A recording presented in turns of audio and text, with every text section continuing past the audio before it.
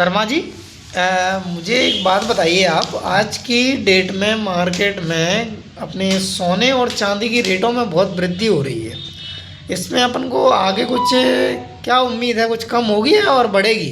नामदेव जी, मैं आपको बताऊं, जो सोने चांदी में बढ़ोतरी हो रही है उसका मुख्य कारण है वैश्विक बाजार में जो अभी अमेरिका और जो यूरोपीय देश हैं उनके बीच तनाव चल रहा है।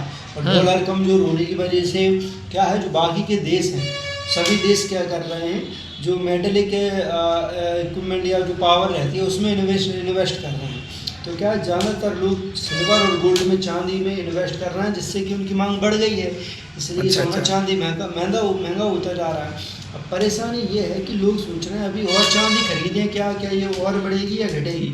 तो अपन देखें कि एक जो अपन दुनिया भर में देखें, एक युद्ध का तनाव चल रहा है। अमेरिका ने वेनेजुएला के प्रेसिडेंट को अगवा कर लिया था और अमेरिका ऐसे और भी ग्रीनलैंड के ऊपर भी अपना कब्जा जमाना चाहता है। ऐसी चीज़ों को देखते हुए हम कह सकते हैं कि आगे चांदी और भी बढ़ेगी और 2026 तक चांदी 4 लाख पार होने का भी अंदाज़ा है, क्योंकि तनाव बढ़ता जा रहा है। कहीं से भी ऐसा खबर नहीं आ रही है हमको कि वैश्विक जो बाज़ार है या विश्व की जो स्थितियाँ हैं वो सही होती जा रही हैं। इसलिए चांदी में आप इन्वेस्ट कर सकते हैं।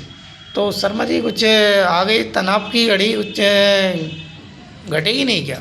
नहीं, अभी तो इसके ऊपर ग्रीनलैंड का भी, अमेरिका ग्रीनलैंड के ऊपर भी कुछ दबाव बनाने की कोशिश कर रहा है। तो सभी देश क्या कर रहे हैं, एक वर्ल्ड वार की जैसी स्थिति फंस रही है।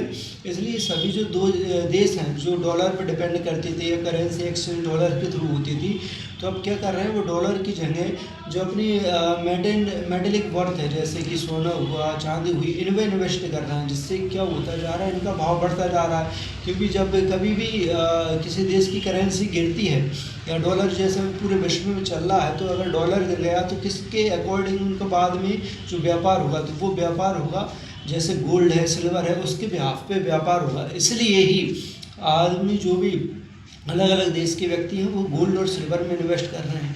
गोल्ड की बढ़ती मांग को देखकर और अलग अलग सरकारों ने, अलग अलग देश की सरकारों ने क्या गोल्ड को रिजर्व में भी रख लिया है, जिससे कि मार्केट में गोल्ड की कमी होती जा रही है। इसलिए गोल्ड बढ़ रहा है। लेकिन जो चांदी थी तो लोगों ने उसमें इन्वेस्ट करना चालू किया और बैटरियों में भी आजकल बहुत सी जगह चांदी का उपयोग हो रहा है। तो चांदी की मांग बढ़ रही है, इसलिए उसकी जो रेट है वो दिन ब दिन बढ़ती जा रही है।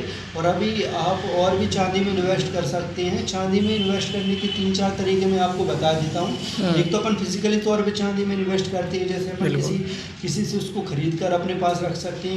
एक होता है सिल्वर ETF जो स्टॉक मार्केट में चलता है, आप उसमें भी इन्वेस्ट करके चांदी में इन्वेस्ट करते हैं। और भी तरीके हैं, जानने के लिए आप मुझे कमेंट कर सकते हैं, मैं आपको वो सब चीज़ें बताऊँगा। धन्यवाद। Thank you.